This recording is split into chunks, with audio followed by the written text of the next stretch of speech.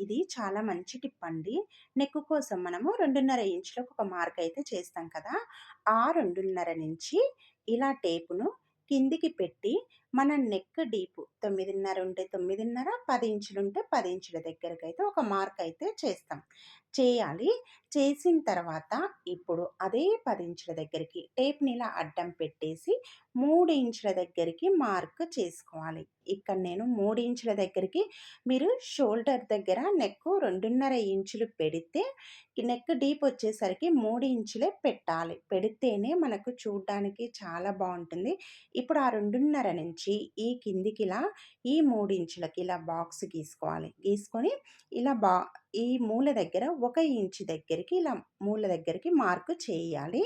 చేసుకొని ఇలా round neck అనేది గీయండి. ఎంత బాగొస్తుందంటే కిందనేమో బ్రాడ్‌గా వస్తుంది. పైకొచ్చేసరికి నెక్ షోల్డర్ జారకుండా అంటే మనకు నెక్ అనేది ఫిట్‌గా ఉంటుంది. కింద బ్రాడ్‌గా నైస్‌గా కనిపిస్తుంది. నచ్చితే ఒక లైక్ చేయండి.